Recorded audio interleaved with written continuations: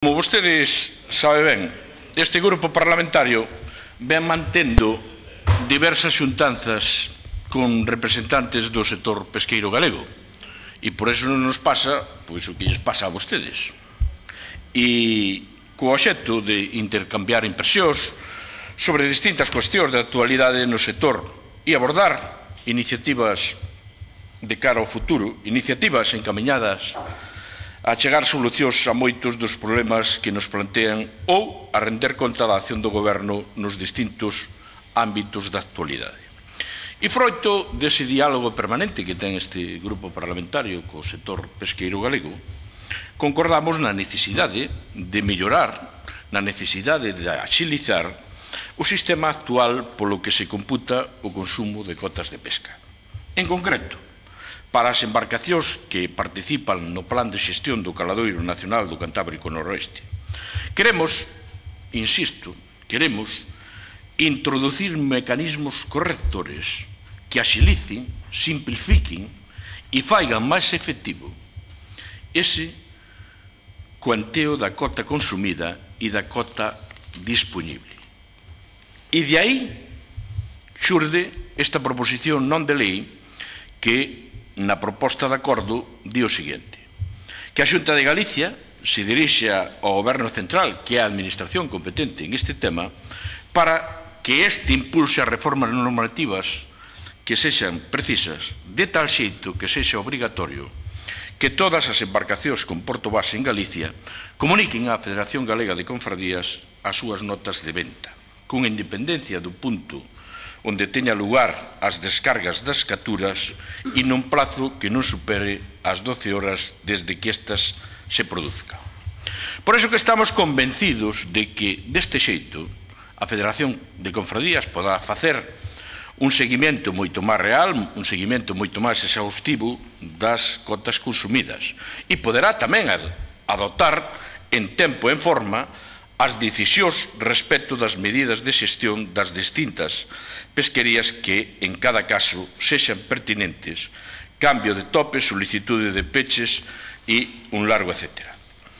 Cales son os beneficios que considera o Grupo Popular que ten esta iniciativa? O primeiro, evitar incorrer en situacións de sobrepesca e, en consecuencia, evitar futuras sancións e recortes nas posibilidades de pesca, que deso temos experiencia na nosa comunidade autónoma. En definitiva, estaríamos apostando por un modelo que permite que a actividade está regulada dun xeito moito máis eficiente e natural ao longo de todo o ano.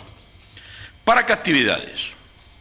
Poderá beneficiarse desta medida as embarcacións con porto base en Galicia que operan baixo o plan de xestión do Caladoiro Nacional Cantábrico Noroeste, que, como seguro saben, incluye buques de distintos elementos, flotas e varias artes de pesca, e que desenvolven a súa actividade na captura, neste caso da xarda, xurelo ou bocarte. Falo, por suposto, solo daqueles, claro, que fan unha xestión conxunta, como saben. E esta iniciativa que lles traemos, que espero que vostedes apoyen e que espero que este Parlamento apoida aprobar por unanimidade de todas as forzas políticas. Unha iniciativa que sale do sector, unha iniciativa que o Partido Popular, o único que se fai neste caso, é eco desta demanda, que nós consideramos unha demanda xusta e que o único que facemos é trasladala ao Parlamento de Galicia, esa demanda que o sector nos fai nesas visitas que facemos aos portos e nesas visitas cando nos reunimos co propio sector. De aí, desas visitas que vostedes ás veces critican, pois de aí é de onde salen este tipo de iniciativas. E fixémolas no pasado, facémolas actualmente e seguirámolas facendo no futuro. Nada máis e moitas gracias. Gracias, señor Balseiro. Señor Fajardo. A verdade é que a min os mariñeiros de Foz, que lle podo dicir que a semana pasada ainda estuve con eles, ali no porto de Foz, falando, e que estou con bastante frecuencia falando con eles, non me dicen nada malo de vostede, díceme que vostede fala pouco con eles, pero tamén lle teño que dicir que non só mo dicen os de Foz, dicemos da Mariña e dicemos de Galicia, quero dicir, faigo máis intensivo, non quere dicir que van na mesma línea e na mesma dirección todos, probablemente sexa certo.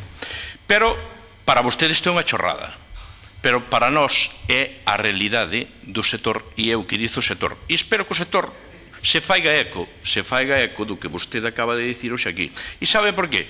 Porque se vostede dispuñera de datos non diría eso, o que acaba de dicir.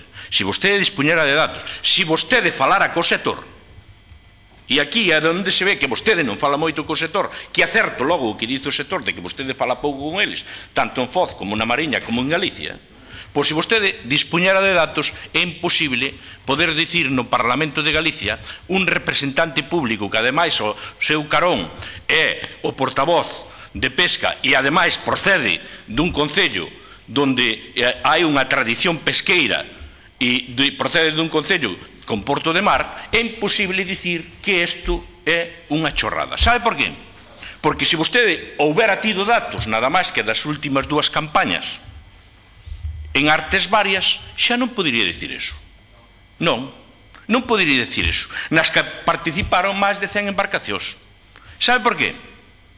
Porque hai entre 10 ou 20 embarcacións que non trasladaron os datos en tempo e forma. E sabe que conleva non trasladar os datos en tempo e forma? Sabe o que conleva? Pois conleva que isto repercute nas que quedan en Galicia, que son 1000 embarcacións. Mire que chorrada. Mire que chorrada. Por eso, bueno, estamos terminando. Mire que chorrada, e chorrada é o non falar co sector pesqueiro cando un quere representar ao sector pesqueiro e cando, ademais, representa ao segundo grupo político deste Parlamento.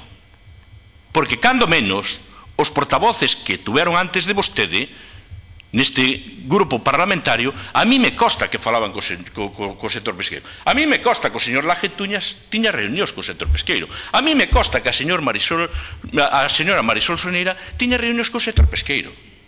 Cóstame, que eu xa era diputado neste Parlamento e tamén xa era o portavoz de pesca. Por eso eu podo falar deso con criterio. Entonces, home, cando menos a chorrada é que vostede non fala co sector. E como non fala co sector, non se entera das preocupacións que ten o sector. Pero, indiscutiblemente, apoyen vostedes a iniciativa, non a apoyen.